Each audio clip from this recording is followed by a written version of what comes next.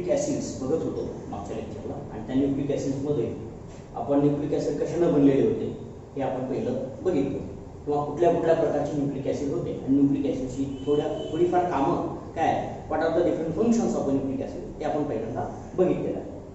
त्याच्यामध्ये आपण हे सुद्धा लक्षात घेतलं की न्यूक्लिक ॲसिड 3 वेगवेगळ्या प्रकारच्या कंपोनंटनं बनलेले असतात.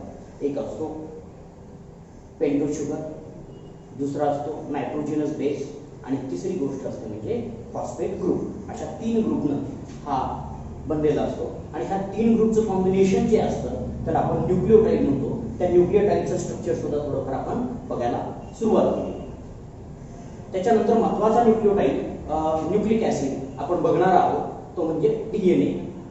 पहिला न्यूक्लिक ॲसिड आपला महत्त्वाचा आहे तो म्हणजे DNA.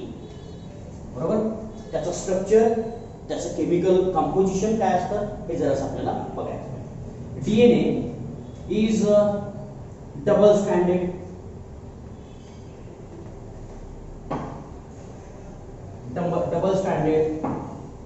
Polynucleotide structure. Polynucleotide structure एवढंच आता सध्या मी सांगतो. हे डबल स्टँडर्ड आहे आणि पॉलीन्यूक्लियोटाइड स्ट्रक्चर आहे. पॉलीन्यूक्लियोटाइड म्हणजे काय, इट हॅज मेनी न्यूक्लियोटाइड्स. बघा, न्यूक्लियोटाइड्स अनेक न्यूक्लियोटाइड्स असतात. And when we talk about the single strand of a DNA strand, तर आपण जर एका स्ट्रँडचा जर विचार केला डीएनएच्या, तर ते स्ट्रँड कशाने बनलेलं असतं, न्यूक्लियोटाइड्सने बनलेलं असतं. ठीक आहे, काल आपण हा सुद्धा कॉन्सेप्ट जरासा क्लिअर केलेला. न्यूक्लियोटाइड जर म्हटलं तर डीएनए मध्ये कुठल्या प्रकारचे न्यूक्लियोटाइड्स असतात, it is formed of deoxy ribonucleotides. Deoxyribonucleotides.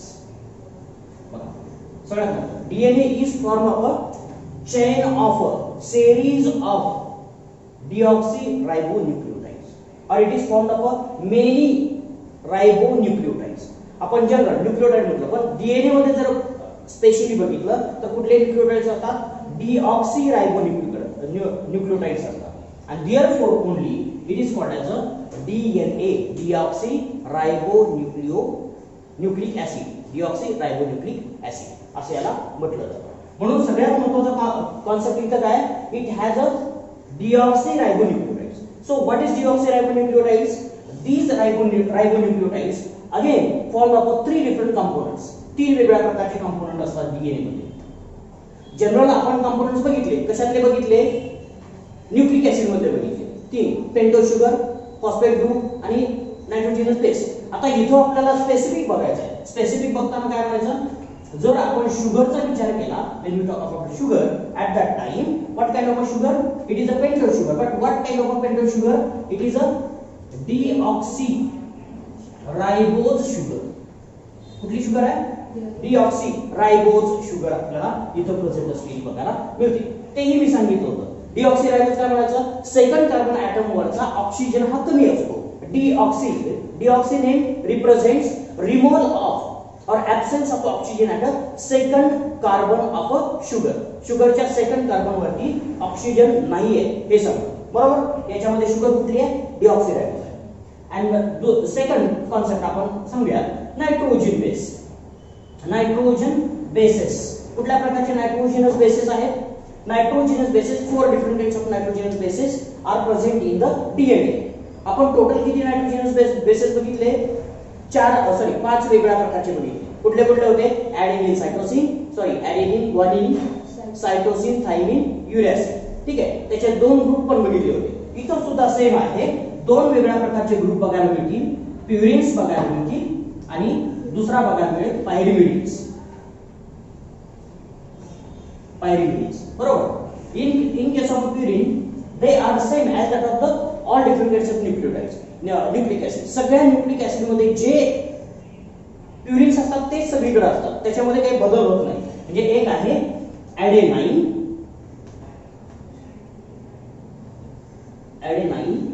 आणि दुसरा आहे ग्वानाइन. ओके, 2 वेगळ्या प्रकारचे. त्याला आपण कॅपिटल ए आणि कॅपिटल जी अशा सिम्बॉलने सुद्धा रिप्रेझेंट करतो किंवा अल्फाबेट आपण त्याला रिप्रेझेंटेशनसाठी वापरतो. पण पिरिमिडिन जर बघितले, in case of a DNA only 2 different kinds of pyrimidines are present. That is a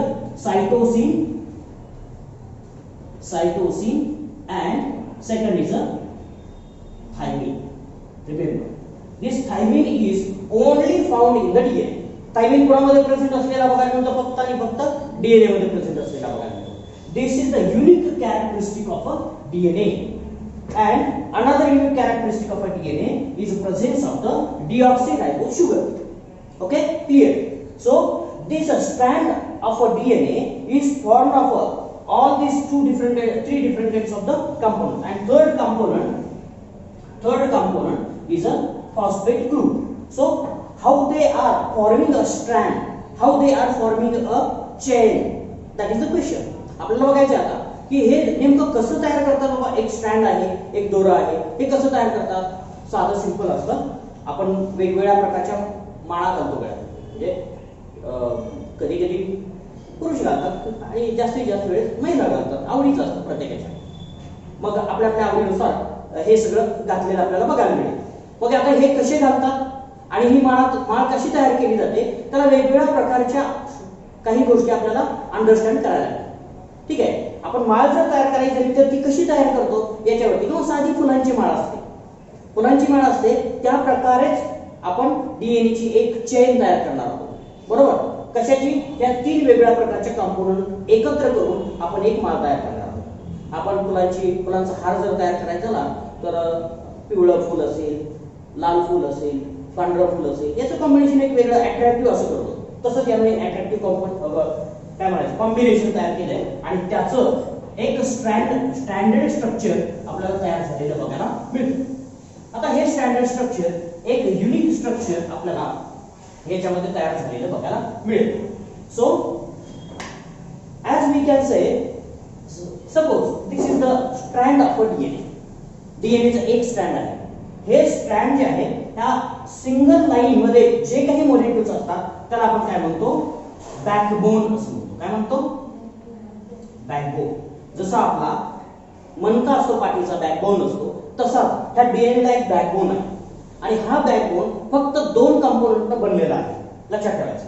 backbone is formed of 2 different components, sugar and phosphate. Remember, sugar आणि फॉस्फेट त्याच्यामध्ये प्रेझेंट असतात.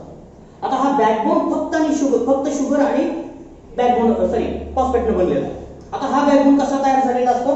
पहिल्यांदा शुगर जर आपण बघितली, कुठली शुगर आहे आपल्याकडे? पेंटो शुगर, डीऑक्सीरायबोज शुगर. ठीक आहे, डीऑक्सीरायबोज शुगर जर म्हटलं तर इथं फक्त एच येणार आहे, सेकंड कार्बन. ठीक आहे, H OH OH H CH2OH. Clear? साधं सिंपल. इथं लक्षात ठेवायचं, हा ग्रुप मात्र लक्षात ठेवायचा. डीऑक्सीरायबोज शुगरचं स्ट्रक्चर काढत असताना एक ग्रुप कायम लक्षात ठेवायचा आहे. कुठला? H. कुठल्या कार्बनचा? सेकंड कार्बनचा. कारण हा पहिला कार्बन नाहीये, हा शेवटचा 4th कार्बन आहे. कार्बन नंबर जर दिले हा पहिला असतो, कारण याचा फंक्शनल ग्रुप इथंच आहे. त्याचा फंक्शनल ग्रुप इथंच आहे. कारण हा जरी सायक्लिक रिंग जरी तयार झालेली असली तरी सुद्धा ही बऱ्याच वेळा ब्रेक होत असते, कायम ब्रेक होत असते. आणि ब्रेक होऊन काय होतं, इथं डबल बॉन्ड O असं स्ट्रक्चर तयार होतं. म्हणून अल्डिहाइड ग्रुप तिथं तयार झालेला बघायला मिळेल. आणि मग ही अल्डोज शुगर असते. लक्षात ठेवायचं, अजून कुठेतरी लिहून ठेवा. It is a aldose type of sugar. आपण याच्या अगोदर बघितलं कार्बोहायड्रेट्स मध्ये, पण तरी सुद्धा इथं सुद्धा मेन्शन करायचं, म्हणजे तुमच्या डोक्यामध्ये फिट बसेल. ठीक आहे, सेकंड, थर्ड, फोर्थ आणि फिफ्थ. आता इथं काय होतं, at the fifth carbon there is a joining or bonding of a phosphate group. इथं फॉस्फेट ग्रुप आपल्याला जॉईन झालेला बघायला मिळतो. आणि तो फॉस्फेट ग्रुप जॉईन होत असताना वरच्या बाजूला join at the fifth phosphate group is present at the 5th carbon atom of the ribose sugar, deoxyribose sugar. आता इथं deoxyribose sugar म्हणून मी डी लिहितो मध्ये. ठीक आहे, deoxyribose शुगरच्या 5व्या कार्बनला फॉस्फेट ग्रुप अटॅच झालेला बघायला मिळतो. बरोबर? आता हा फॉस्फेट ग्रुप 5th कार्बनला आहे. बरोबर? आणि पूर्ण शुगर आपल्याला फ्री असलेली बघायला मिळते.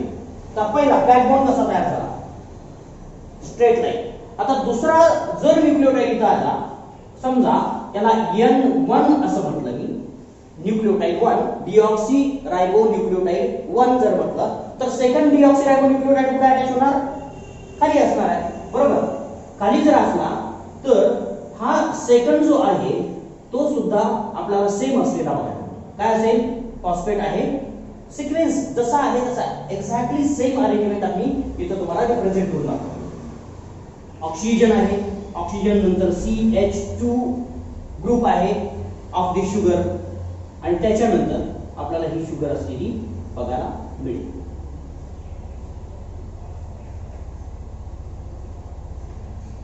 ओके, HOH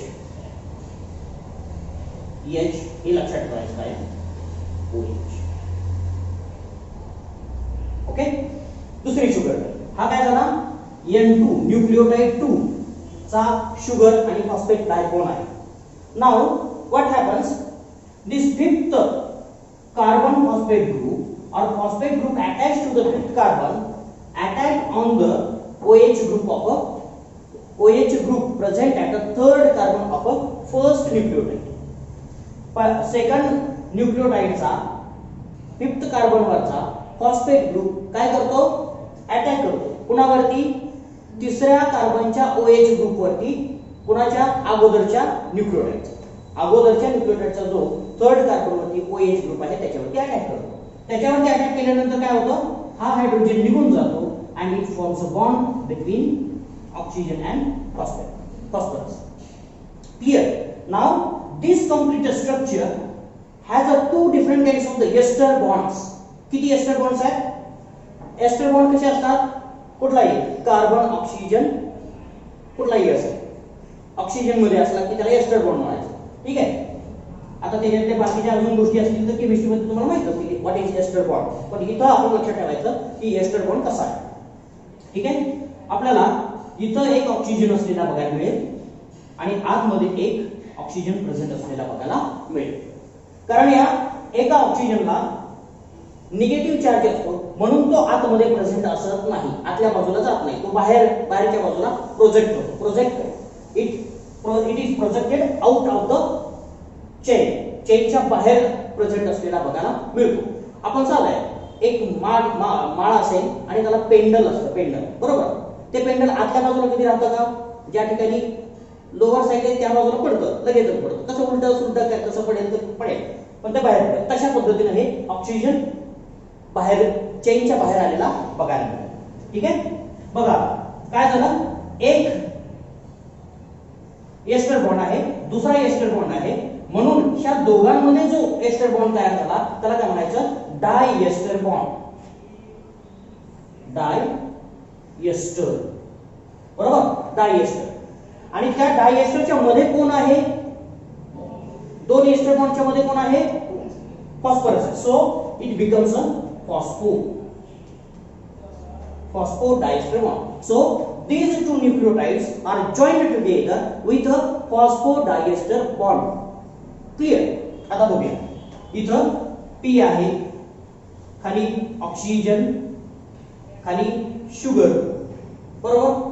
हा काय झाला, एक न्यूक्लियोटाइड झाला. त्याच्यानंतर ऑक्सिजन मी एकच काढतोय, नाहीतर डबल घेतलं तरी चालेल. ह्या शुगर आणि फॉस्फेट मध्ये एकच आपल्याला आहे, फॉस्फेट बरोबर. फॉस्फेट नंतर ऑक्सिजन, ऑक्सिजन नंतर शुगर बरोबर. Likewise, this backbone has only two different kinds of the groups. One is a phosphate, sugar, phosphate, sugar. Phosphate, sugar, phosphate, sugar अशा प्रकारची ही चेन आपल्याला तयार झालेली बघायला मिळते. आणि ती चेन म्हणजे ती सिक्वेन्शियली स्ट्रेट चेन तयार झालेली बघायला मिळते आणि त्याला आपण काय म्हणतो, DNA बॅकबोन किंवा न्यूक्लिक ऍसिड चेन बॅकबोन असं म्हटलं तरी चालेल. Same thing is also with a RNA. RNA च्या बाबतीत सुद्धा सेम गोष्ट असलेली बघायला मिळते, फक्त थोडासा बदल असलेला बघायला मिळतो. and this is a same structure or it is a repeated structure. आता कुठलं स्ट्रक्चर आहे, शुगर आणि phosphate. Sugar phosphate structure is continuously repeated again and again. काय केलं जातं, रिपीट केलं जातं. And it is not changed. हे चेंज होत नाही, कधीच चेंज होत नाही डीएनए मध्ये, कुठल्याही डीएनए मध्ये चेंज होत नाही. मग चेंज कुठला होतो, काय होतो, change is only with a nitrogen base. So nitrogen base is attached to the first carbon of a sugar. शुगरच्या पहिल्या कार्बनला मात्र नायट्रोजन बेस आपल्याला अटॅच झालेला बघायला मिळेल. फॉर एक्झाम्पल हा आहे, हा ये इकडं राहील, ये इकडं राहील ऑक्सिजन आणि इकडं नायट्रोजन बेस. फॉर एक्झाम्पल ॲडेनाइन, बरोबर, ॲडेनिन. It may change. इथं ॲडेनिन असला तर इथं ॲडेनिनच असेल असं नाही. It may change in the different वे. कुठलाही आपल्याला तिथं असलेला बघायला मिळेल. That is not mandatory. कुठलीही गोष्ट मॅन्डेटरी नाही की हाच असला पाहिजे. आता दुसरा नायट्रोजन बेस असेल, ग्वानिन असू शकेल, doesn't matter. So at the first carbon of a sugar, deoxyribonucleic sugar, any of the four nitrogenous bases. कुठले कुठले फोर बघितले होते, ॲडेनिन, ग्वानिन, सायटोसिन, थायमिन. या चार पैकी कुठलाही एक अटॅच झालेला बघायला मिळेल. आणि तो कसा अटॅच होईल, तिथं सुद्धा एस्टर बॉन्ड असतो, तिथं सुद्धा एस्टर बॉन्ड असतो. पण त्याला एस्टर न म्हणता त्याला काय म्हटलं जातं, ग्लायकोसाइडिक लिंकेज असं म्हणतात. ग्लायकोसाइडिक लिंकेज. कोणामध्ये, नायट्रोजनस बेस अँड शुगर, या दोघांमध्ये काय असतो, ग्लायकोसाइडिक लिंकेज असते. लक्षात ठेवा, दोन बॉन्ड काय लक्षात ठेवायचे. One is the phosphodiester bond and another is the glycosidic linkage. So these three different kinds of the components joins together and form a structure called as a nucleotide, and in the DNA that is a deoxyribonucleotide. Clear?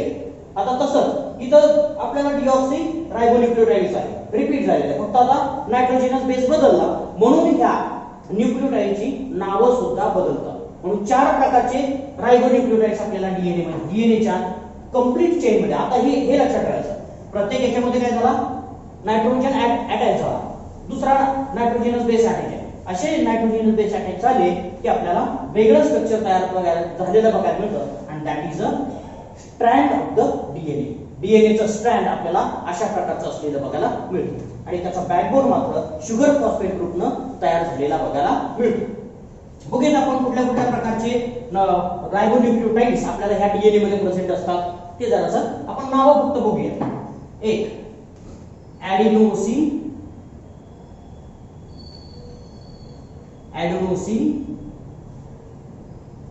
एकच ॲडिनिलेट असं म्हणा, ॲडिनिलेट. ॲडेनिन जर attach असेल तर ॲडिनिलेट असं म्हणायचं. ठीक आहे. ग्वानिलेट, ग्वानिन जर असेल तर ठीक आहे. तिसरा आपल्याला असेल सायटोसिन बेस किंवा सायटिडीन, आणि फोर्थ असेल थायमिडीन. ओके, चार प्रकारचे, सॉरी सायटिडीन. ठीक आहे, सायटिडीन, ॲडिनिलेट, ग्वानिलेट, सायटिडीन आणि थायमिडीन. ठीक आहे. अशा चार वेगवेगळ्या प्रकारचे नायट्रोजनस बेस म्हणण्यापेक्षा न्यूक्लिओटाइड्स आपल्याला डीएनए मध्ये प्रेझेंट असलेले बघायला मिळतात. तर हा सिक्वेन्स आपल्याला रिपीट झालेला बघायला मिळतो. सिम्पली जर आपण पूर्ण डीएनएचं स्ट्रँड जर आपण ओव्हरलुक केलं तर कसं दिसेल, फक्त आता हेच स्ट्रक्चर आहे, हे रिपीट झालेले प्रत्येक वेळेस. एक न्यूक्लिओटाइड आहे, हा ॲडेनिन आहे असं म्हणूया. दुसरा न्यूक्लिओटाइड आहे, हा ग्वानिन आहे असं म्हणूया. तिसरा न्यूक्लिओटाइड आहे, हा सायटोसिन आहे असं म्हणूया. चौथा न्यूक्लिओटाइड आहे, हा थायमिडीन आहे असं म्हणूया.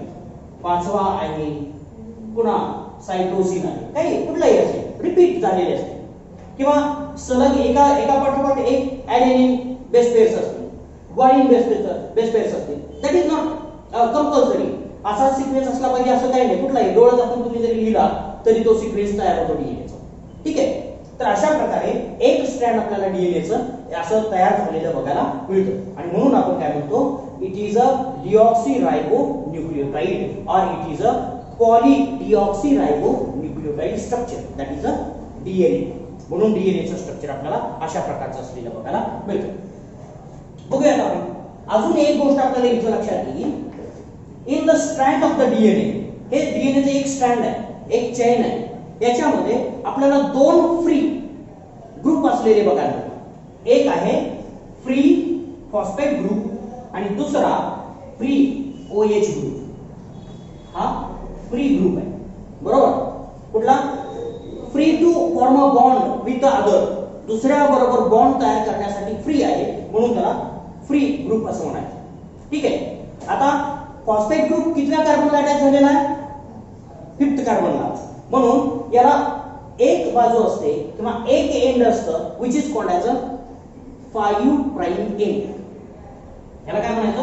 5 प्राइम एंड असतं, because it has a free phosphate group which is attach to the 5th carbon of a sugar. शुगरच्या 5व्या कार्बनला अटॅच झालेला फॉस्फेट ग्रुप फ्री आहे म्हणून त्याला काय म्हणायचं? 5 प्राइम एंड असं म्हणायचं. ठीक आहे. 5 प्राइम हे शुगरचा कार्बन नंबर सांगतो, हे अगोदरच मी क्लिअर केलेलं आहे. आणि तो फॉस्फेट आहे आणि हा फॉस्फेट कायम फ्री असतो. आता जर दुसऱ्या बाजूला काय असतं? दुसऱ्या बाजूला एक एंड असतं ज्याच्यामध्ये OH ग्रुप फ्री आहे. आता हा OH ग्रुप कितव्या कार्बनला अटॅच झालेला आहे? 3rd कार्बनला, बरोबर. 3rd कार्बनला. So it is a 3 prime end म्हणून त्याला काय म्हणायचं? 3 प्राइम एंड असं म्हणायचं.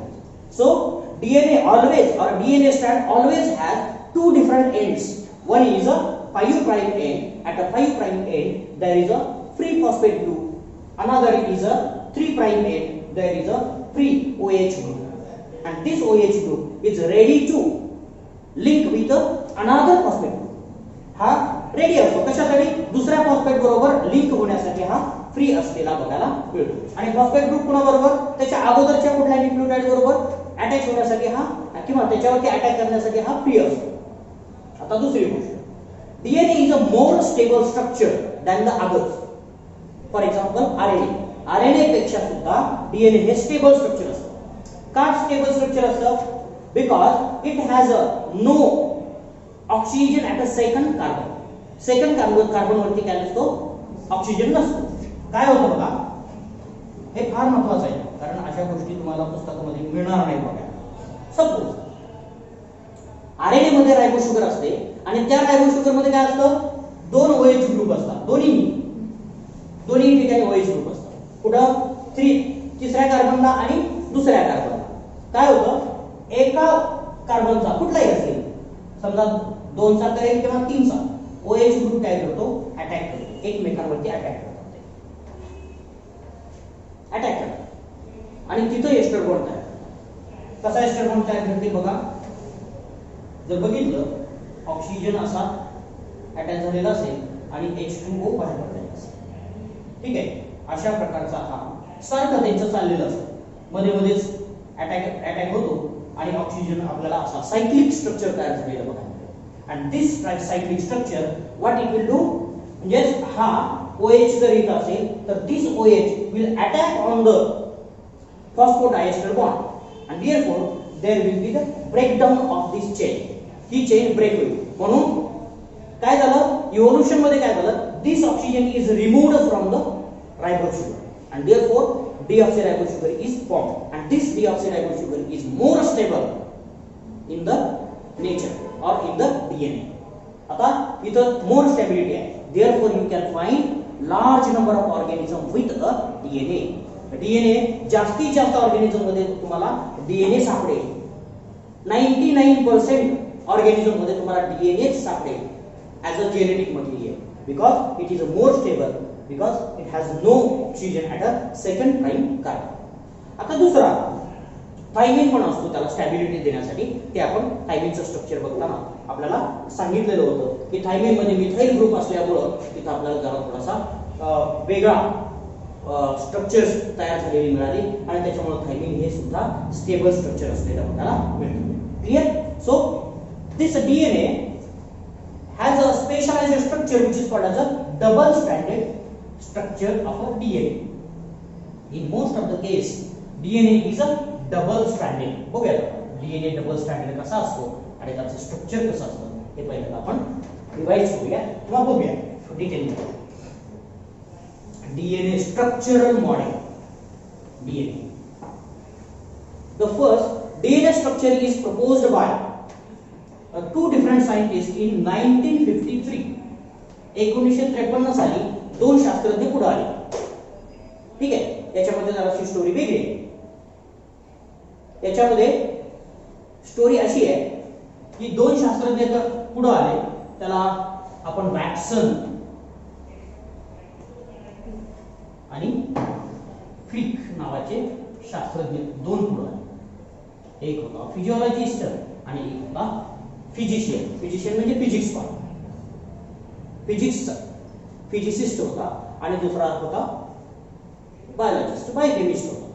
ठीक आहे, आता या दोघांनी मिळून काय केलं की डीएनएचं मॉडेल तयार केलं. डीएनएचं मॉडेल म्हणजे काय, आपण असं दिसू असतात ते बाहेर स्टॅच्यू ह्युमन क्युरी वगैरे असतात, ते कपड्याच्या दुकानाच्या बाहेर उभं केलेले असतात किंवा कुठेही असतात. सगळ्या दुकानांमध्ये आता झालेलं आहे ते काय रेअर आहे असं नाही. ते ड्रेस वगैरे घातलेले असतात, असे तसे उभं राहिलेले असतात. आणि मग काय होतं, येणाऱ्या जाणाऱ्याला वाटतं की आपल्याला सुद्धा असं दिसायला पाहिजे, आपण सुद्धा असं दिसू शकतो, म्हणून तर हेच तो ड्रेस घेतो. That is marketing. Same thing is about this model, DNA model. हे कसं दिसतं आणि ते काय, आपल्या प्रश्नांची सगळी उत्तरं देणारं योग्य मॉडेल ह्या दोघांनी पुटअप केलं. ठीक आहे, 1953 साली. त्याच्यानंतर असं लक्षात आलं की यांनी कशावरती आधारित हे स्ट्रक्चर किंवा हे मॉडेल तयार केलं, डीएनएचं मॉडेल. तर त्यांनी काय केलं, अगोदरचा जो डेटा पब्लिश झालेला होता एक्स-रे क्रिस्टलोग्राफीचा, त्याच्यामध्ये दोन महत्वाचे शास्त्रज्ञ होते. एक होता विल्किन्स, मॉरिस विल्किन्स एक होता, आणि दुसरा रोझालिंड फ्रँकलिन.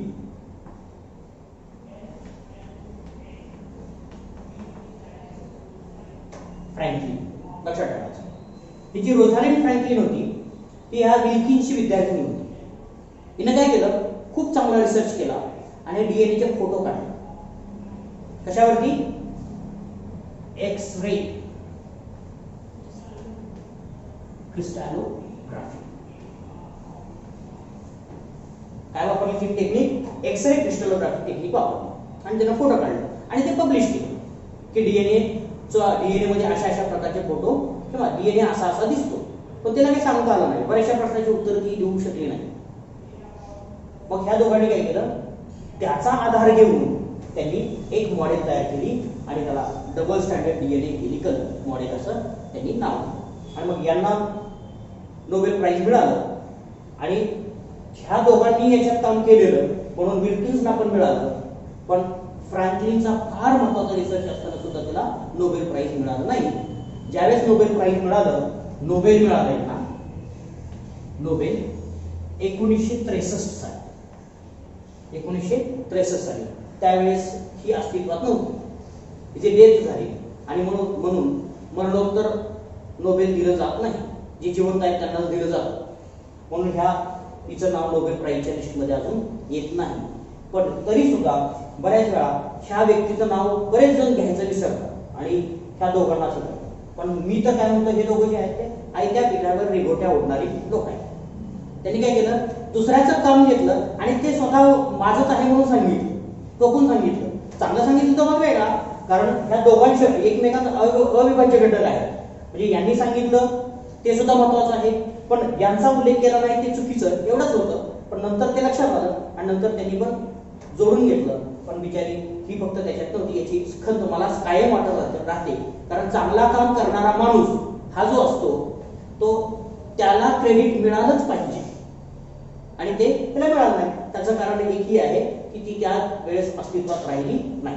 ठीक आहे, तर अशा प्रकारे ह्या तिघांनी मिळून, विल्किन्स आणि वॅटसन क्रिक आणि त्याच्या अगोदर रोझालिंड फ्रँकलिन, या तिघांनी चौघांनी मिळून म्हणूयात आता आपल्याला डीएनएचं मॉडेल तयार केलेलं बघायला मिळतं आणि ते डीएनएचं मॉडेल आपण फक्त पहिल्यांदा डिस्क्राईब करूया एका वाक्यामध्ये आणि त्याच्यानंतर त्याचे कॅरेक्टर्स कुठले आहेत. It is a double stranded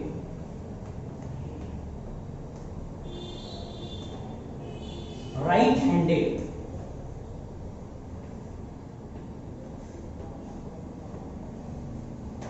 helical and anti-parallel.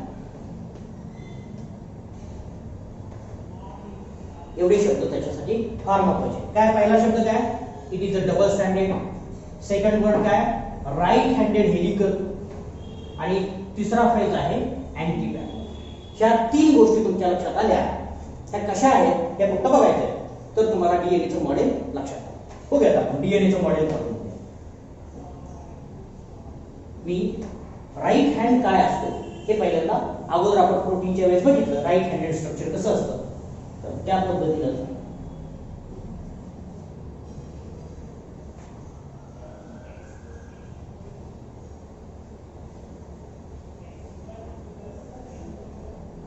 बघा थोडंसं रफली जरी केलं तरी चालेल.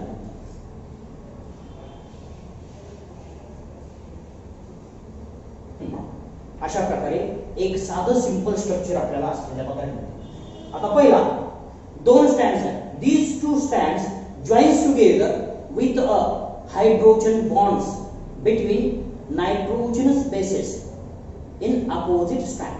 काय म्हटलं मी, हायड्रोजन बॉन्डिंग बिटवीन काय होतं बघा, बॉन्डिंग होतं, हायड्रोजन बॉन्डिंग होतं कोणामध्ये, between nitrogen bases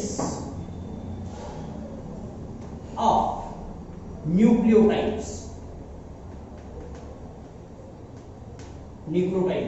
of opposite strands.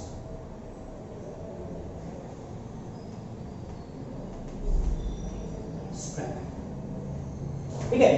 अजून एक आपल्याला शब्द इथे टाकायचा, these are complementary. They are complementary. ते कसे आहेत, कॉम्प्लिमेंटरी आहेत. कसे complementary, this hydrogen bonding is always between the specific type of a nitrogen bases. It is a fixed, it is a universal. For example, adenine always pairs with a thymine with a two hydrogen bonds.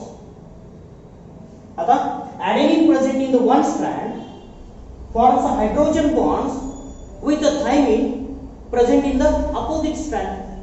म्हणजे याच्यातलं एक A strand आहे आणि दुसरं B strand आहे असं म्हटलं तर A strand मधला adenine काय करेल, B स्ट्रँड मधल्या thymine बरोबरच बेस पेअरिंग करेल. ठीक आहे. ह्या प्रोसेसला आपण काय म्हणतो, बेस पेअरिंग असं म्हणतो. बघा काय म्हणतो, base pairing. Base pairing and base pairing is always universal. और दुसऱ्या पद्धतीने आपण बघूया, thymine will pair with a adenine with a two hydrogen. Thymine बरोबर एडेनिन किंवा एडेनिन बरोबर थायमिन याच्यामध्ये दोनच हायड्रोजन बॉन्ड्स आपल्याला तयार झालेले बघायला मिळतील. म्हणून जर आपण इकडे एडेनिन असेल असं म्हटलं तर दुसऱ्या स्ट्रँड मध्ये काय असेल, थायमिन असेल. बरोबर. पहिल्या स्ट्रँड मध्ये जर थायमिन असेल असं जर म्हटलं तर लगेच दुसऱ्या स्ट्रँड मध्ये काय असेल, एडेनिन असेल. Likewise. Clear. So this base pairing is universal and this kind of a base pairing is called as a Watson-Crick base pairing. याला काय म्हणायचं, Watson-Crick base pairing. Watson-Crick base pairing मध्ये काय होतं, थायमिन एडेनिन बरोबर किंवा adenine thiamine बरोबरच pair होतो. किंवा दुसऱ्या प्रकारे आपल्याला सांगता येईल, दुसऱ्या बेस पेअरच्या बाबतीत, guanine always pairs with a cytosine with 3 hydrogen bonds or cytosine pairs with a guanine with 3 hydrogen. त्या दोन्ही पैकी काहीतरी असेल. म्हणून जर आपण हेच बघितलं तर लगेचच आपण इथं विचार करूया, जर पहिल्या स्ट्रँड मध्ये ग्वानिन असेल तर लगेच दुसऱ्या स्ट्रँड मध्ये काय असेल, सायटोसिन असेल and they are joined or paired with the 3 hydrogen bonds. Likewise, इथं जर पहिल्या स्ट्रँड मध्ये सायटोसिन असेल तर दुसऱ्या स्ट्रँड मध्ये काय असेल, ग्वानिन असेल. अशा पद्धतीनं आपल्याला बेस पेअरिंग तयार झालेलं बघायला मिळतं. ठीक आहे. ह्या बेस पेअरिंग मुळे काय होतात, दोन स्ट्रँड काय होतात, एकत्र येतात and they forms a double stranded structure. Two strands so comes together and form a double stranded structure. किंवा साधं सिंपल जरी आपण बघितलं AT GC CG TA TA CG GC likewise अशा पद्धतीने हे एक स्ट्रँड आहे, हे दुसरं स्ट्रँड आहे. अगोदर आपण बघितलं त्या स्ट्रँड मध्ये काय असतात, शुगर आणि फॉस्फेट बॉन्ड असतात आणि याच्यामध्ये सुद्धा काय असणार, शुगर आणि फॉस्फेट बॉन्ड असतात. आता इथं दुसरा शब्द आपल्याला इथं राईट हँडेड आहे, त्याचं आपण जरा थोडं नंतर बघूया. पहिल्यांदा अँटी पॅरलल काय असतं हा शब्द समजून घ्या. Anti parallel means if one strand has a polarity of 5 prime at one end, then 3 prime at the other end. It means in one strand, free phosphate group is present at one end and free OH group is present at the other end. दुसऱ्या एंडला एका एंडला काय असेल, OH group असेल, त्याला 3 prime end म्हणूया आणि त्याच स्ट्रँडच्या दुसऱ्या एंडला काय असेल, तो फ्री फॉस्फेट ग्रुप असेल which is attached to the fifth carbon, so it is a 5 prime. Clear?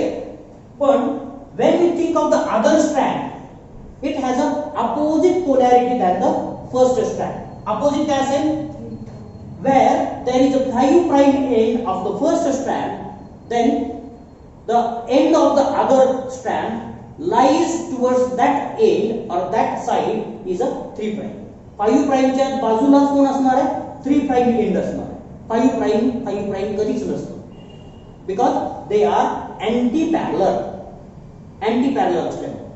ठीक आहे, एकमेकांच्या अपोजिट असतात. तर दुसऱ्या एंडला काय असेल, एका एंडला 3 प्राइम आहे तर दुसऱ्या 5 प्राइम आहे. Therefore one strand, for example आपण कधीही स्ट्रँड रीड करत असताना कसं करतो, 5 प्राइम टू 3 प्राइम करतो. म्हणून जर आपण एका स्ट्रँडचा डायरेक्शन जर बघितलं 5 प्राइम टू 3 प्राइम असेल तर दुसऱ्या स्ट्रँडची डायरेक्शन काय असेल, 3 प्राइम टू 5 प्राइम सेम असेल. 5 prime to 3 prime they are running opposite to each other, direction same आहे 5 प्राइम टू 3 प्राइम, पण दुसऱ्याची काय असेल, उलट असेल 3 प्राइम टू 3. कसं झालं, बरोबर आहे, 5 prime to 3 prime. Okay, clear. तर अशा पद्धतीनं आपल्याला हे काय असतात, अँटी पॅरलल असलेले बघायला मिळतात. And they are complementary. Complementary means we can define the sequence of a nucleotides or what kind of a nucleotides present in the other strand based on the nucleotides present in the one strand. For example, आता जर मी तुम्हाला सांगितलं, for example एका स्ट्रँडचा मी तुम्हाला sequence दिला AGCTTG, बरोबर, AGCTTG. Then can you define the sequence in the other strand? Yes, you can, because we have a knowledge of a base pairing and that is a fixed. If we have A, there is always T with a adenine. बरोबर. G चा काय असेल, C असेल. It is not similar but they are complementary.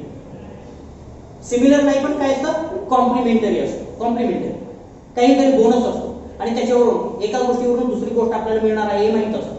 हे कसं असतं, free गोष्ट असते ना, हा ती लिहिलेलं असतं, याच्यावर हे फ्री आहे, ते तुम्ही हे घेतलं की ते मिळणारच आहे, तुम्हाला माहित असतं. तसं ॲडेनिन मिळाला की आपल्याला पहिल्या स्टँडमध्ये जर ॲडेनिन आहे असं माहित झालं तर दुसऱ्या स्टँडमध्ये थायमिन असणारच आहे हे डोळे झाकून तुम्ही लिहायचं. That is a complementarity between the strand. So the sequence of a one strand is complementary to the sequence of a other strand. Complementary with a sequence of a other strand. एका स्ट्रँडचा sequence हा दुसऱ्या स्ट्रँडच्या sequence सारखा नसतो पण त्याला complementary असतो. ही गोष्ट लक्षात ठेवायची. So these strands are complementary to each other. Clear. तर लक्षात ठेवायचं, जर मला जर एका डीएनएचा सिक्वेन्स जर दिला तर मी दुसऱ्या स्ट्रँडच्या दुसऱ्या सिक्वेन्स मी लिहू शकतो. सी असेल तर जी आहे, टी असेल तर ए आहे, टी असेल तर ए आहे, जी असेल तर सी आहे. लाईकवाईज कितीही तुम्ही हे करू शकता. पाहिजे तर आपल्याला एकदा दोनदा हे ट्राय करायचं. त्याचा सुद्धा एक एंड 5 प्राइम असेल आणि दुसरं एंड 3 प्राइम असेल, दुसऱ्यामध्ये 5 प्राइम एंड खाली असेल टुवर्ड्स द 3 प्राइम एंड आणि 5 प्राइम करत 3 प्राइम एंड असेल. Therefore one is running in this direction and other is running in this direction. Therefore those are anti-parallel. They are parallel to each other but they are running in opposite direction. Therefore those are called as a anti-parallel. Clear? हा बघा, आता दुसरा प्रश्न आपल्याला आहे तो म्हणजे what is a right handed helical structure. These especially when we talk about the DNA is a helical structure. Helical, we can say it is a spiral structure, spring-like structure. It is a spring-like structure, and therefore this spring-like structure is called as a helical. But its spring is running in the right direction or right hand direction. बरोबर, आपण कुठल्याही देवाला जर गेलो तर आपण काय करतो, उजव्या बाजूने प्रदक्षिणा करतो. बरोबर, उजव्या बाजू का कधी डाव्या बाजून घातली तुम्ही घातली असेल, काय माहित नसतं, आपल्याला लक्षात येत नाही. पण कोणीतरी म्हणलं असेल हे इकडून नसतं इकडून जायचं असतं, आपण लहान असताना कुठेही कसंही जात असतो, मग ते आपल्याला कोणीतरी शिकवतं, हे नियम असतात. तसं हे याच्यामध्ये नियम काय, राईट हँडेड स्ट्रक्चर. म्हणूनच कदाचित आपल्याला उजवं या शब्दाला जास्त अर्थ आहे, किंवा राईट या शब्दाला म्हणून तर अर्थ आहे. DNA सुद्धा राईट आहे. ठीक आहे, कसा असतो तो बघा, असा असतो. बरोबर, एका बाजूला पहिली डायरेक्शन अशी असेल, पुन्हा असा येईल आणि पुन्हा बघा इथं असं होईल, असं उजव्या बाजूने फिरेल, सारखा उजव्या बाजूने फिरणार. म्हणून त्याला काय म्हणायचं, right handed helical structure. So the question comes, how this straight line structure or how this straight line structure becomes a helical. हे स्ट्रेट लाइन स्ट्रक्चर हेलिकल कसं बनतं, का बनतं, बरोबर. तर आपण त्याच्यामध्ये विचार करू. When these two different ends of the base pair comes, आता बघा हे दोन बेस पेअर्स कुठलेही असतील, GC असतील किंवा AT असतील, असे बेस पेअर जर एकत्र आले तर ते एकावरती एक बसत नाही. काय होत नाही, एकावरती एक बसत नाही. बघा आता त्याच्यासाठी तुम्हाला काय करायचं आहे, 1-1 रुपयाची नाणी गोळा करायची आणि ते एकावरती एक ठेवायची. स्टॅकिंग, बेस पेअर स्टॅकिंग असं म्हणायचं. कसं स्टॅकिंग करणार तुम्ही, एकावर एक ठेवणार, बरोबर. पण ठेवताना कसं ठेवायचं माहितीये का, जरा थोडंसं अर्ध बाजूला ठेवायचं. काय करायचंय, थोडंसं बाजूला ठेवायचं. हा, त्याच्यानंतर काय होईल, थोडंसं अजून बाजूला ठेवायचं. पुढचा, त्याच्यानंतर त्याच्यानंतरचं काय करायचंय, बाजूला ठेवायचं.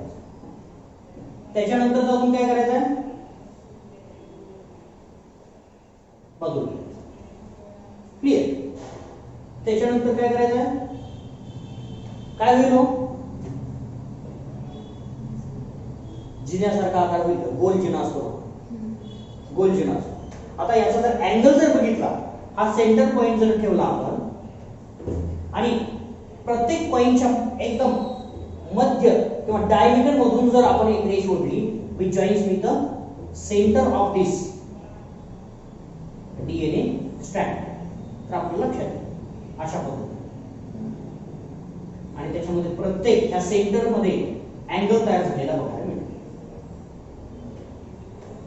असा इथं अँगल तयार झाला, and because of that only it is a spiral or helical structure. म्हणून काय होतं, हेलिकल. हे दोन बेस पेअर ज्यावेळेस एकत्र येतात त्यावेळेस थोडासा ट्विस्ट तयार होतो, आणि this twist between two side by side or two neighboring base pair is about 360 degree. किती असतो, सॉरी 36 डिग्री. किती आहे, 36 degree. And then how many it will complete, how many times or how many nucleotides it will needed for completion of a circle, a complete spiral or turn. पूर्ण turn समजा इथून इथपर्यंत यायला किती base pair लागतील सांगा.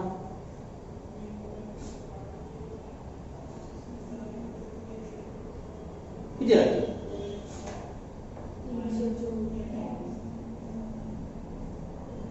एका base पेअरच्या मध्ये म्हणजे दोन नियरेस्ट बेस पेअरच्या मध्ये किती आहे 36 डिग्रीचा अँगल आहे. एका सर्कलचा अँगल कितीचा असतो 360 बरोबर 360 बरोबर 360 डिवाइडेड बाय बरोबर ना. एक टर्न व्हायला किती डिग्री लागतात 360 डिग्री. पण एका बेस पेअर मुळे किती डिग्रीचा अँगल होतो 36 म्हणजे किती बेस पेअर लागले we need 10 base pairs in one turn. म्हणून जर आपण बघितला लक्षात ठेवा हा कॉन्सेप्ट फार महत्त्वाचा आहे. काय फार महत्त्वाचा आहे. जर समजा मी जर म्हटलं की इथून माझा किंवा इथून सुरुवात झाली तर हा 360 चा कुठं कंप्लीट होत आहे इथं कंप्लीट बरोबर. हा पूर्ण काय झाला सिंगल टर्न झाला. टर्न त्याला काय म्हणायचं टर्न बरोबर कंप्लीट टर्न झाला म्हणजे डीएनए हा इथून सुरू होऊन पुन्हा इथंच संपला. ठीक आहे. आणि या कंप्लीट टर्न मध्ये किती बेस पेअर्स असतात 10 बेस पेअर्स असतात. ज्या वेळेस हे बेस पेअर्स आपण अरेंज करत असतो त्यावेळेस एकावरती एक आहे म्हणजे एक रुपयाच्या नाण्यात त्याची एक थिकनेस असते बरोबर. तशी या प्रत्येक बेस पेअरची सुद्धा थिकनेस असते. काय असते थिकनेस असते. मग त्यांच्यामधली जी थिकनेस असते ती आपल्याला 0.34 अँगस्ट्रॉम असलेली बघायला मिळते. किती 0.34 अँगस्ट्रॉम असलेली बघायला मिळते बरोबर. 3.4 अँगस्ट्रॉम 3.4 बरोबर आहे का मला जरा सांग ना किती माझं मागं बरोबर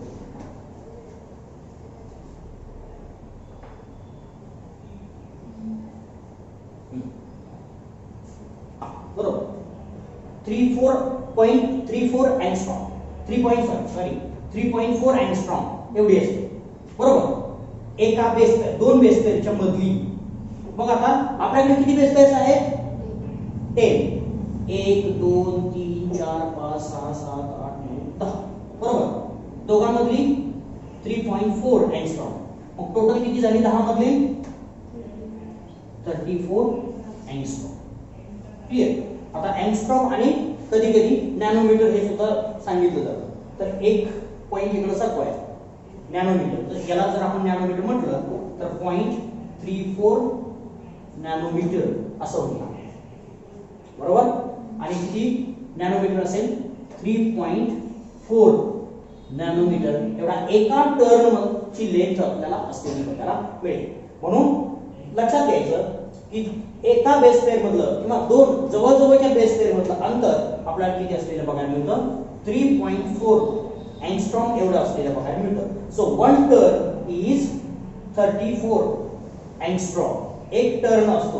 पूर्ण टर्न जर आपण बघितला हा जर 10 बेस पेअरचा जर टर्न बघितला 34 अँगस्ट्रॉम. आपण एकच युनिट वापरूया आपल्या बुक मध्ये दिलेलं तेच वापरूया कारण हे दोन वेगवेगळे युनिट असल्यामुळे ते मागं पुढे होतं कधी पण लक्षात ठेवा 34 अँगस्ट्रॉम एका टर्न मध्ये आपल्याला असलेली बघायला मिळतं. ही एक गोष्ट तुम्हाला लक्षात ठेवायची आहे. आता दुसरी सगळ्यात महत्त्वाची गोष्ट आपण लक्षात ठेवा the distance between these two strand. ह्या दोन स्ट्रँड मधलं जर डिस्टन्स आपण बघितलं तर आपल्याला 20 अँगस्ट्रॉम असलेलं बघायला किती 20 अँगस्ट्रॉम असलेलं बघायला मिळेल किंवा 2 नॅनोमीटर एवढं असलेलं बघायला मिळेल. 2 नॅनोमीटर किंवा 20 अँगस्ट्रॉम एवढं असलेलं बघायला मिळेल. दोन स्ट्रँड म्हणजे किती थिक डीएनए किती थिक आहे 20 अँगस्ट्रॉम थिक आहे असं आपण त्याला म्हणू शकतो. ही एक गोष्ट आपल्याला इथं लक्षात डिस्टन्स. जर आपण अजून थोड्याशा गोष्टी जर बघायच्या म्हटल्या तर ह्या डीएनएच्या ज्यावेळेस आपण हेलिकल स्ट्रक्चर तयार होतं त्यावेळेस एक बाजू अशी होते की खूप आतमध्ये गेलेली असते. समजा ही बाजू आहे आतमध्ये गेली पण त्याच्या खाली काय ही बाजू जास्त आतमध्ये गेली नाही कमी आतमध्ये गेली म्हणून त्याला आपण ग्रूव्ज असं म्हणतो. ग्रूव्ज असं म्हणतो. स्प्रिंग असते ठिकाणी आपल्याला बोर्ड जातं, काही ठिकाणी जात नाही. डबल स्प्रिंग असतं, त्यावेळेस आपल्याला वेगवेगळे म्हणजे थोडक्यात काय, तर एक स्प्रिंग आहे असं आणि दुसरी स्प्रिंग आपल्याला इथं असते. ठीक आहे. आता इथं एक आहे, इथं जास्त अंतर आहे किंवा इथं जास्त अंतर आहे, इथं कमी आहे, अशा पद्धतीने. म्हणून इथं जो आतमध्ये जास्त गेलेला आहे त्यावेळेस आपल्याला त्याला काय म्हणायचं, मेजर ग्रूव्ह असं म्हणायचं. मेजर ग्रूव्ह असं म्हणायचं. That is a major groove.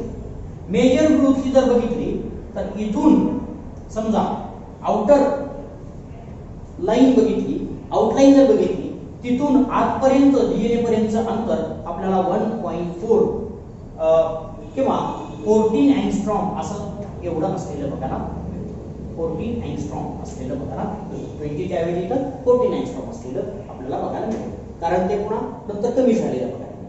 ठीक आहे. अशा पद्धतीने आपल्याला मेजर ग्रूव्ह असलेले बघायला. जे शॅलो असतात हे डीप ग्रूव्ह झाले, बरोबर, डीप ग्रूव्ह झाले, वाईड अँड डीप. आता दुसरा शॅलो ग्रूव्ह आहे. शॅलो ग्रूव्ह जर असेल तर त्याला काय म्हणायचं, मायनर ग्रूव्ह असं म्हणायचं. मायनर ग्रूव्ह आहे असं म्हणायचं. ठीक आहे. म्हणून मेजर आणि minor groove are present in alternative manner. एक मेजर झाला की त्याच्यानंतर मायनर असतो, मायनर झाला की नंतर मेजर असतो, मेजर झाला की नंतर मायनर असतात. अशा पद्धतीनं आपल्याला हे ग्रूव्ह सुद्धा प्रेझेंट असतात. या दुसऱ्या बाजूला पण असतात, असे एकाच बाजूला आहे असं नाही. कुठल्याही साईडला आपण जर बघितलं तर आपल्याला हे ग्रूव्ह प्रेझेंट असलेले बघायला मिळतात. तर ह्या गोष्टी आपल्याला इथं महत्त्वाच्या लक्षात येतील. म्हणजेच आता आपल्याला काही गोष्टी लक्षात येतील. जर मी तुम्हाला सांगितलं एखादा डीएनए 100 बेस पेअरचा आहे, किती बेस पेअरचा आहे, एखादा डीएनए 100 बेस पेअरचा आहे, तर त्याची लेंथ किती आहे तुम्हाला सांगता येईल, सांगता येईल ना, की आपली 10 बेस पेअरची किती आहे, 34. तर आपण काय म्हणणार, 340 अँगस्ट्रॉम एवढी लेंथ आहे. लाईकवाईज एक 1 मिलियन असतील तर सांगता येईल तुम्हाला, सांगता येईल, यू कॅन. किती नंबर जर बेस पेअरचा दिला तर तुम्हाला त्याची लेंथ काढता येईल. आता समजा लेंथ दिली आणि किती बेस पेअर्स आहेत हे सांगता येईल, येणार ना, नक्की यायला पाहिजे. हे लक्षात ठेवायचं बरं का, हे मुद्दामून मी सांगतोय की हे अशा प्रकारचे बऱ्याच वेळा प्रश्न तुम्हाला विचारले जाते. स्पेशली ज्या कॉम्पिटेटिव्ह एक्झाम असतात हे साधे साधे प्रश्न असतात, त्या बेसिक नॉलेजवरती तुम्हाला जरा ॲडव्हान्स क्वेश्चन विचारले जातात. तो प्रकार म्हणजेच लेंथ जर माहित असेल तर तुम्हाला नंबर ऑफ बेस पेअर सांगता येतात आणि नंबर ऑफ बेस पेअर माहित असले तर तुम्हाला लेंथ सांगता येते. तर ह्या दोन्हीचं कोरिलेशन आपल्याला इथं कायम असलेलं बघायला मिळतं. म्हणजे जर मी सांगितलं तुम्हाला in human being there is about 10⁹ base pairs are present, then can you calculate number of how much is the length of this DNA? 10⁹ एवढे जर बेस पेअर्स त्याच्यामध्ये आहेत असं जर मी सांगितलं तर त्याची लेंथ तुम्हाला कॅल्क्युलेट करता येईल. क्लिअर. तर साधं सिंपल आपण याच्यामध्ये विचार केला तर आपल्याला लक्षात येईल की एका बेस पेअर मधली लेंथ किती आहे, 3.4 किंवा नॅनोमीटर मध्ये जर मोजायची झाली तर 0.34 नॅनोमीटर आहे. आणि म्हणून आपण 3.4 × 10 एवढं जर केलं, (9) तसाच ठेवला तरी चालेल.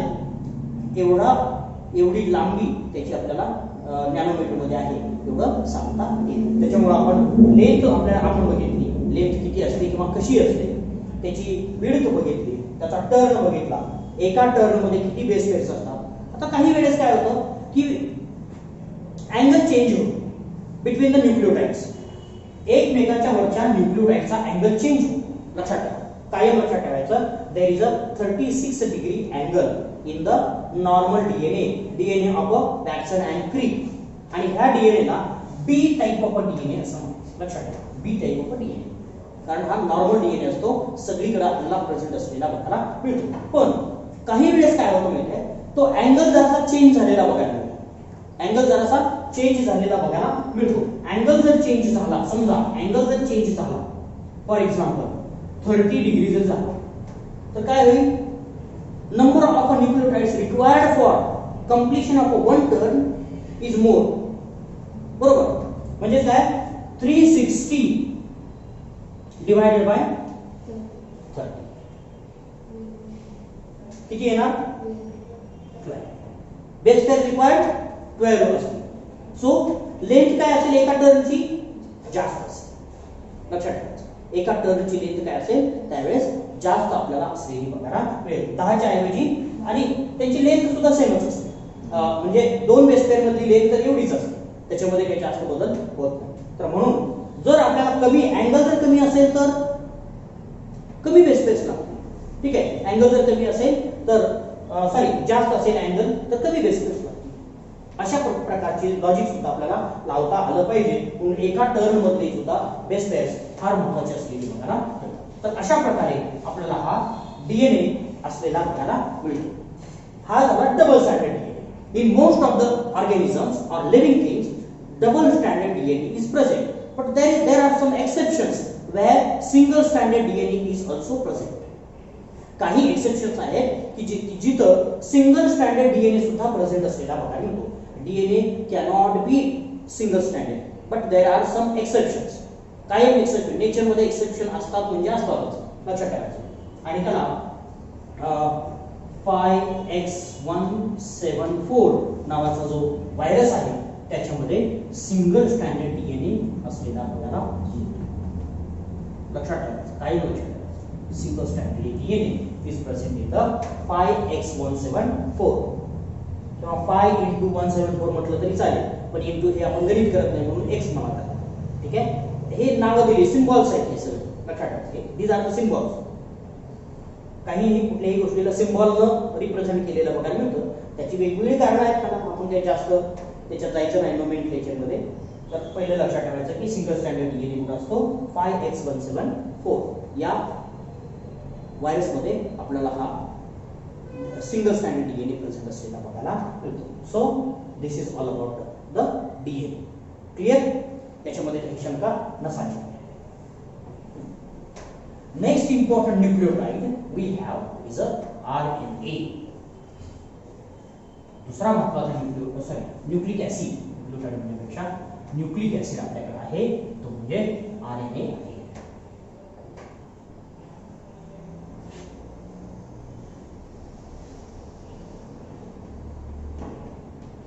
आरएनए, आता RNA ribo nucleic acid. RNA ribo nucleic acid, बरोबर. R for ribo, N for nucleic, A for acid. RNA short मध्ये. आता हा आरएनए काय आपल्याला वेगळा न्यूक्लियोटाइड असलेला बघायला मिळतो. मी पुन्हा त्याच्यामध्ये डिटेल जात नाही, फक्त मी तुम्हाला फास्ट घेऊन जाणार आहे पुढं. त्याचं कारण असं की याच्यातले कंपोनंट जे आहेत ते फक्त थोडेसे बदलले आहेत. त्यांची अरेंजमेंट डीएनए मध्ये जशी असते तशीच असते, त्याच्यामध्ये काही बदल नसतात. फॉर एक्झाम्पल याच्यामध्ये काय असेल, फॉस्फेट ग्रुप असेल, याच्यामध्ये काय असेल, शुगर असेल, पण तिथं काय असेल, राइबो शुगर असेल, तिथं काय असेल, नायट्रोजन बेस असेल, तिथं सुद्धा OH ग्रुप असेल. ठीक आहे.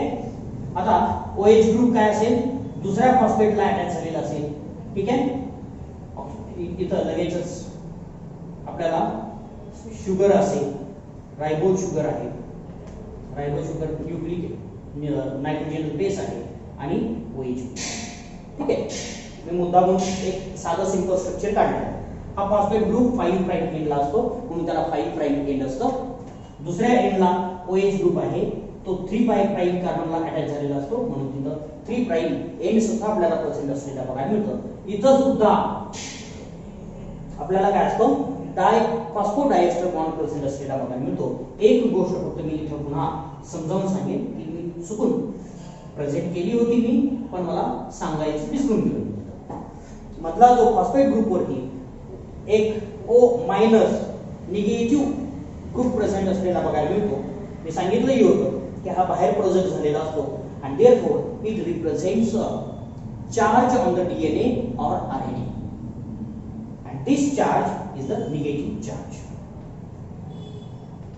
DNA as well as RNA are of negatively in charge.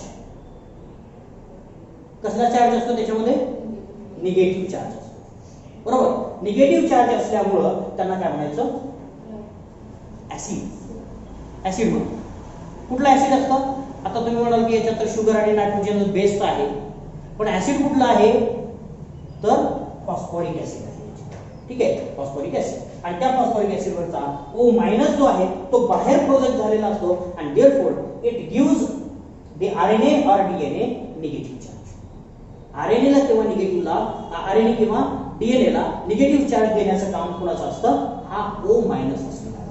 आणि therefore these nucleic acids are negatively in charge and therefore we call them as an acid. तर बघा आपण बघत होतो की हे निगेटिव्ह ग्रुप आहे, त्याच्यामुळे आपल्याला हा काय असलेला बघायला मिळतो? ऍसिड नेचरचा असलेला बघायला मिळतो किंवा त्याच्यावरती निगेटिव्ह चार्ज असलेला बघायला मिळतो. म्हणजे हा निगेटिव्ह चार्ज कोणावरती असेल? DNA वरती पण आहे आणि RNA वरती. ही गोष्ट काय लक्षात ठेवा. DNA and RNA are negatively in charge and because of this negative O group present of this phosphorus. फॉस्फरसचा जो निगेटिव्ह O ग्रुप असतो त्याच्यामुळे आपल्याला हे निगेटिव्ह चार्ज असलेले बघायला मिळतात. So this RNA is always single stranded. काय असतो? RNA सिंगल स्ट्रँडेड असलेला बघायला मिळतो. त्याच्यामध्ये डबल स्ट्रँड कधीच नसतो. रेअरेस्ट ऑफ द रेअर केस मध्ये आपल्याला प्रेझेंट असलेला बघायला मिळेल. पण ज्यावेळेस आपल्याला कधी कधी काय होतं की हा जो RNA असतो एकमेकांबरोबर बेस पेरिंग करतो. बेस पेरिंग पण याच्यामध्ये प्रेझेंट असलेलं बघायला मिळेल. कसं बेस पेरिंग असलेलं बघायला मिळेल? जर RNA खूप लेंदी असेल किंवा लॉंग असेल तर त्यावेळेस काय होतं? दिस RNA forms loops present in it. त्याच्यामध्ये लूप्स तयार होतात. समजा एक 5 प्राइम आहे, दुसरं 3 प्राइम. जसं आता बघितलं आपण RNA मध्ये हेच स्ट्रक्चर असतं. आता न्यूक्लिओटाइड्स आपल्याला वेगळे असलेले बघायला मिळतील. आता दोन गोष्टी आपल्याला याच्यामध्ये युनिक आहेत असं आपण म्हणूया स्ट्रक्चर मध्ये. एक आहे रायबोज शुगर. याच्यामध्ये काय रायबोज शुगर आहे आणि बेस पेअर जर बघितले तर बेस पेअर्स कुठले असतात? AUGC. A for adenine, U for uracil, G for guanine आणि C for cytosine. Clear? AUGC किंवा AGCU असं म्हटलं तरी चालेल. ठीक आहे. तर अशा प्रकारचे 4 बेस पेअर्स असले बघायला युनिक असले. So uracil is the unique base pair present in the only RNA. Uracil is a unique base pair present only in RNA. It is not present in the DNA. आता काही गोष्टी thymine is not present in the RNA. RNA मध्ये thymine कधीच नसतो, पण exceptional केस मध्ये असू शकतात बरं का. त्याचे वेगवेगळे कारण. आता DNA मध्ये मात्र युरॅसिल प्रेझेंट असलेला बघायला मिळणार नाही तुम्हाला, पण RNA मध्ये मात्र एक्सेप्शनल थायमिन प्रेझेंट असलेले बघायला मिळतात. तर हे कशासाठी आणि काय ते आपल्याला पुढे RNA प्रत्येक वेगळ्या प्रकारचे RNA स्टडी करत असताना लक्षात येईल. पण ज्यावेळेस आपण RNA मध्ये बेस पेरिंग म्हणतो त्यावेळेस that base pairing is also same as that of the DNA base pairing. फक्त याच्यामध्ये काय होतं? बेस पेरिंग होत असताना RNA मधलं बेस पेरिंग थोडंसं बदललेलं असतं. ॲडेनिन pairs with a uracil with a 2 hydrogen bonds. Adenine uracil बरोबर पेअर होत असतो. 2 हायड्रोजन बॉन्ड्स त्याच्यामध्ये प्रेझेंट असतात. Guanine pairs with a cytosine same as that of the DNA. DNA मध्ये जसं असतं तसंच आपल्याला guanine to cytosine आणि 3 हायड्रोजन बॉन्ड्स इथेही प्रेझेंट असलेले बघायला मिळतात. पण कधी या इंटरनल बेस पेअरिंग आपल्याला असलेली बघायला इंट्रा स्ट्रँडेड बेस पेरिंग असं म्हणतो आपण. हे बेस पेरिंग कसं असतं? इंट्रा स्ट्रँडेड बेस पेरिंग आपल्याला प्रेझेंट असलेलं बघायला. जर त्या स्ट्रँडच्या एका बाजूला ॲडेनिन असेल तर दुसऱ्या बाजूला युरॅसिल असेल तर त्यांच्यामध्ये बेस पेरिंग. ग्वानिन असेल तर सायटोसिन बरोबर पेअर करेल. ठीक आहे. अशा पद्धतीनं सायटोसिन असेल तर ग्वानिन बरोबर पेअर करेल. अशा पद्धतीने पेरिंग असतो. किंवा इथं ॲडेनिन युरॅसिल ॲडेनिन लाईकवाईज अशा पद्धतीने बेस पेरिंग आपल्याला internal base pairing and so it forms a hair loops or hairpin loop like structure. त्याला आपण काय म्हणतो? Hairpin loop like structure. तुम्ही केसामध्ये जी पिन घालता ती पिन कशी असते? अशी असते likewise. And therefore these structure, आता थोडीशी पिळलेली आहे अशा पण पिना मिळतात, ते बघायला पाहिजेत. माझ्या डोक्यात असं काही नाही फिट्ट बसलेलं की अशी पिन असते का नसते, पण मिळतील असं काही नाही. आता स्टाईल वेगवेगळ्या निघालेल्या, ठीक आहे. तर ही पिन आपल्याला केसात बसवण्यासारखी स्ट्रक्चरची पिन असलेली बघायला मिळते, म्हणून त्याला हेअर पिन लूप असं म्हटलं तरी चालेल, किंवा simply you can say it's a loop like structure, ठीक आहे. टर्न असलेला बघायला मिळतो. तर अशा प्रकारचा डीएनए मध्ये सुद्धा आरएनए मध्ये सुद्धा बेस पेरिंग आपल्याला प्रेझेंट असलेल्या बघायला. So these RNA can be of 2 different types, 3 different types. आपल्याला हे जे आरएनए असतात किती प्रकारचे असलेले बघायला मिळतात. दीज आरएनए 3 टाइपचे असलेले बघा, 3 प्रकारचे टाइप्स ऑफ आरएनए. पहिला आहे rRNA which is called as a ribosomal RNA.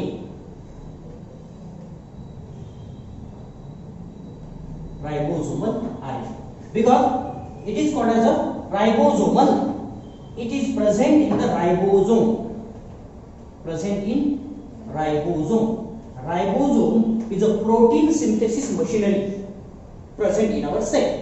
Sale मध्ये प्रोटीन तयार करणारी मशिनरी जी आहे त्या मशिनरीला काय म्हटलं जातं, रायबोझोम असं म्हटलं, ठीक आहे. आणि त्या रायबोझोम मध्ये आरएनए प्रेझेंट असतो, आणि तो आरएनए कुठला असतो, आरआरएनए असलेला बघायला मिळतो, ठीक आहे. दुसरा आपल्याला प्रेझेंट असलेला बघायला मिळतो mRNA. MRNA it is a messenger RNA. Messenger RNA. This RNA is responsible for transfer of a message. किंवा it is storing the message or storing the information for the protein synthesis. It carries information, or you can say message for protein synthesis साठी message carry करणारा जो RNA असतो त्याला काय म्हणायचं, messenger असतो. आता भरपूर आहे वेगवेगळ्या प्रकारचे मेसेंजर ऍप आलेले आहेत. ते काय करतात, कोणाचा तरी मेसेज आपल्यापर्यंत पोहोचवण्याचं काम करतात, ठीक आहे. कोणी असेल, मित्र असेल, आपले घरचे असतील, पॅरेंट्स असतील, कोणाचा तरी मेसेज, म्हणून त्याला मेसेंजर असं म्हटलं, ठीक आहे. व्हॉट्सअप मेसेंजर आहे, अमुक मेसेंजर आहे, तमुक मेसेंजर आहे, भरपूर मेसेंजर, डी वर मेसेंजर तुम्हाला बघायला मिळते, ठीक आहे. तर ते मेसेंजर जसे असतात तशाच पद्धतीनं डीएनए मधली जी इन्फॉर्मेशन आहे, डीएनए ची इन्फॉर्मेशन जी प्रोटीन सिंथेसिस साठी लागते, ती इन्फॉर्मेशन कॅरी करण्यासाठी आपल्याला एक महत्वाचा आरएनए मॉलिक्यूल असलेला बघायला मिळतो, त्याला आपण काय म्हणतो, मेसेंजर आरएनए असं म्हणतो, ठीक आहे. आणि तिसऱ्या प्रकारचा आरएनए असतो tRNA. That is called as a transfer RNA. Transfer RNA, and this RNA is involved in the transfer of amino acid to the polypeptide chain. लक्षात हा काय करतो, ट्रान्सफर करतो, transfer of amino acid. Amino ऍसिडचा transfer कुठं, to polypeptide.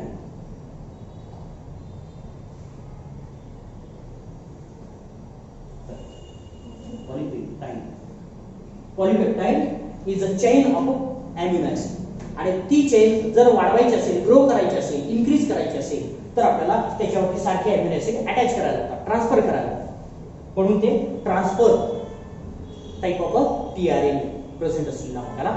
तर अशा वेगवेगळ्या प्रकारचे टीआरएनए आपल्याला प्रेझेंट असलेले बघायला. वन बाय वन आपण बघूया. आता याचा सिक्वेन्स मी वेगळ्या पद्धतीने लावणार आहे. पहिल्यांदा आपण एमआरएनए बघूया. एमआरएनए मेसेंजर आरएनए, मेसेंजर, ठीक आहे. हा लार्ज साइज असतो, लार्ज साइज बघा, साइज कशी असते याची, लार्ज असते. आणि दुसरी गोष्ट याच्यामध्ये प्रेझेंट असलेली बघा मिळते, it is present in the small quantity. हा कमी क्वांटिटी मध्ये प्रेझेंट असतो. Quantity in the total quantity in terms of a total amount of RNA present in the cell. Quantity किती असेल, 5% only. किती समजा 100% RNA एवढे प्रेझेंट आहेत असं आपण म्हटलं तर 100% पैकी किती RNA mRNA टाईप असतात only 5%. So small in quantity. Size कशी आहे लार्ज आहे. आता किती साईज मोठी असते it is depend on the molecular. आपण त्याची साईज मोजतो कशात मोलिक्युलर वेट मध्ये मोजतो. And molecular weight is a millions of dalton. किती साईज आहे त्याची साईज जर बघितली millions of a dalton is a size of a mRNA. किती असेल it is depending on the what kind of a protein it is responsible to for.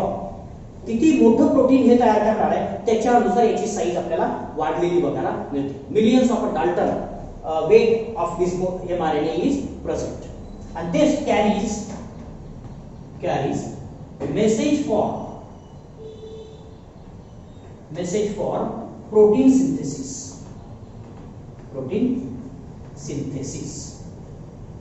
लक्षात protein synthesis साठी मेसेज हा देतो. त्या तीन गोष्टी लक्षात ठेवल्या की तुम्हाला mRNA लक्षात. आता सगळेच जर आपण RNA बघितले तर त्या RNA ला mRNA सुद्धा त्याच्यामध्ये एक्सेप्शन आहे. It's at the 5 prime end of this RNA either guanine is present. Guanine is present always. 5 prime end ला काय असतो guanine present असतो. किंवा दुसरा असेल काही ठिकाणी आपल्याला ॲडेनिन सुद्धा प्रेझेंट असलेला आपल्याला ॲडेनिन ग्वानिन किंवा ॲडेनिन या दोन्ही पैकी कुठला तरी बेस आपल्याला 5 प्राइम एंडला किंवा 3 प्राइम एंडला प्रेझेंट असलेला बघायला मिळतो. जर आपण mRNA बघितला तर mRNAच्या 5 प्राइम एंडला ग्वानिन असतो आणि 3 प्राइम एंडला ॲडेनिन प्रेझेंट असलेला बघायला मिळतो. आता त्याचंही मॉडिफिकेशन वेगळ्या पद्धतीने झालेलं बघायला मिळतं. हा ग्वानिन काय फक्त साधा ग्वानिन असलेला बघायला मिळत नाही तो मॉडिफाईड ग्वानिन असलेला बघायला. तो आता आपल्याला ही मॉडिफिकेशन बघायची गरज नाही. सेकंड इयरला तुम्ही ज्यावेळेस 12thला तुम्ही ज्यावेळेस बघाल त्यावेळेस तुम्हाला ह्या गोष्टी लक्षात येतील की हा कुठल्या प्रकारचा ग्वानिन असतो. आता फक्त लक्षात ठेवायचं की ग्वानिन हा 5 प्राइम एंडला प्रेझेंट असतो आणि ॲडेनिन हा 3 प्राइमला प्रेझेंट असलेला आपल्याला मिळतो इन केस ऑफ mRNA. ह्या जर गोष्टी बघितल्या तर आपल्याला ठराविक सुरुवातीचा जो कोडॉन आपल्याला असलेला बघायला मिळतो. It carries codons or code for protein synthesis. बघ दुसरी गोष्ट it carries a code and that code is called as a codon. त्याला काय म्हणायचं codon. Codon is a sequence of a 3 nucleotide. काय म्हणतो मी codon is a sequence of a 3 nucleotide which codes for a specific amino acid. काय म्हटलं मी आता codon जर बघितला काय 3 न्यूक्लिओटाइड्स असतात. 3 न्यूक्लिओटाइड्स कुठले असतील फॉर एक्झाम्पल AUG असतील. फॉर एक्झाम्पल 3 न्यूक्लिओ कुठले असतील कुठला तुम्हाला कुठला सांगता येत आहे एखादा सांग कुठला AGU. ठीक दिस इज ऑल्सो अ कोडॉन. कुठलाही सिक्वेन्स 3 चा सिक्वेन्स असला की त्याला काय म्हणायचं कोडॉन असं म्हणायचं. आता हा कोडॉन काय करतो स्पेसिफिक अॅमिनो ऍसिड साठी रिस्पॉन्सिबल असतो. म्हणजे AUG जर बघितला तर हा एक एक्सेप्शनल केस मध्ये आपल्याला हा इनिशिएशन साठी महत्त्वाचा असतो. काय असतो इनिशिएशन साठी. It is start codon initiation codon म्हणजे प्रोटीन सिंथेसिस इथून सुरू होते लक्षात ठेवा. आणि कोड्स फॉर द मेथिओनिन हा इनिशिएटर असतो. म्हणजे प्रोटीन सिंथेसिस कायम कुठून सुरू होते mRNA मध्ये तर AUG पासून सुरू होते. ठीक आहे it has a initiated codon आणि त्याच्यानंतर कोडॉन आपल्याला प्रेझेंट असलेला बघायला मिळतो आणि त्याच्यानंतर टर्मिनेशन कोडॉन पण आपल्याला याच्यामध्ये असलेला बघायला मिळतो. जर आपण याचं स्ट्रक्चर बघितलं mRNAचं एकदम सिंपल स्ट्रक्चर जर बघितलं तर मी काय डिटेल अजून त्याच्यामध्ये स्पेसिफिक पार्ट सांगत नाही जे आपल्याला आता सध्या गरजेचे आहेत तेवढेच आपण इथं सांगूया. 5 प्राइम एंड आहे. 5 प्राइम एंडला एक ठराविक सिक्वेन्स असतो. For example AUG it is a initiator codon. Initiation codon okay initiation codon and other codons codes for the amino acid and there is another UAG for example it is a terminator codon and this terminator codon stops the protein synthesis. Termination कोडॉनचं काय काम असतं? To stop the protein synthesis. Protein synthesis तिथं थांबवायचं. म्हणजे काय protein synthesis म्हणजे काय? मधले जे अमिनो ऍसिड्स मधले जे कोडॉन असतील, codon 1, codon 2, codon 3, codon 4, 5, 6 likewise किती असतील दॅट डझंट मॅटर. किती असतील that is depend on the size of a protein. प्रोटीनची साईज किती आहे त्याच्यावरती अवलंबून असतात. आता पहिला कोडॉन असतो, दुसरा कोडॉन आहे तो हे काय करेल? एका अमिनो ऍसिडला कोड करेल. अमिनो ऍसिड 1 असं. दुसरा आहे अमिनो ऍसिड 2 करेल. तिसरा आहे अमिनो ऍसिड 3 ला करेल. चौथा आहे अमिनो ऍसिड 4 ला. पाचवा आहे अमिनो ऍसिड 5. सहावा आहे अमिनो ऍसिड 6. आणि हे 6 अमिनो ऍसिडचं प्रोटीन आहे. म्हणून त्याच्यानंतर आपल्याला टर्मिनेटेड UAG नावाचा टर्मिनेटर कोडॉन असलेला बघायला मिळतो. आणि then there is a stop of the protein synthesis. So protein is of 6 amino acid. म्हणून एवढं 6 अमिनो ऍसिडचं प्रोटीन तयार केलेलं बघायला मिळतं. आणि हा जो रिजन आहे from initiation codon to the termination codon is called as a cistron. त्याला काय म्हणायचं? Cistron, which codes for a polypeptide chain, that is a amino acid chain. जो अमिनो ऍसिड चेनला कोड करतो त्या रिजनला काय म्हणायचं? ह्या mRNA सिस्ट्रॉन असं म्हणायचं. क्लियर? तर अशा प्रकारचा हा mRNA आपल्याला प्रेझेंट असलेला बघायला. So this is mRNA. Second type of RNA we can go for the rRNA. पहिला प्रकार म्हटलं. दूसरा rRNA.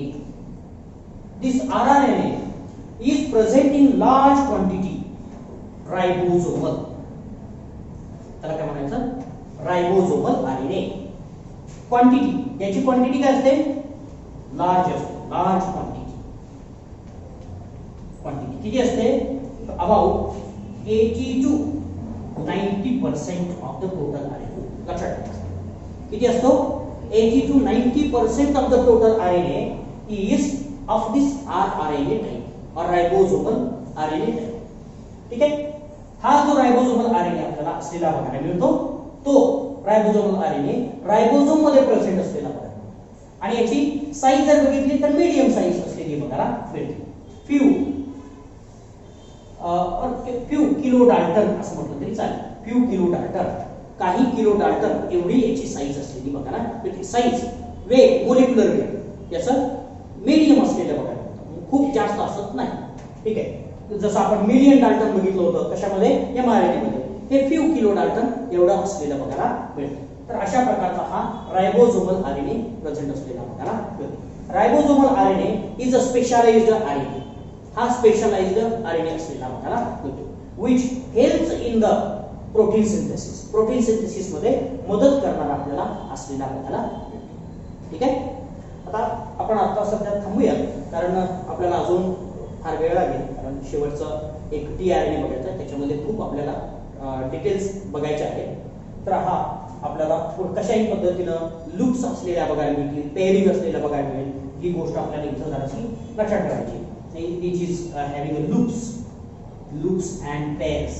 पेअरिंग त्याच्यामध्ये आपल्याला लूप्स आणि पेअरिंग्स प्रेझेंट असलेल्या आपल्याला मिळतात. लूप आणि पेअरिंग असलेल्या बघायला मिळतात. याच्यामध्ये मात्र बेस पेअरिंग असलेल्या बघायला मिळतात. आणि हा जास्तीत जास्त जवळजवळ आपण जर बघितलं तर more than 50% of the ribosome is formed of this rRNA.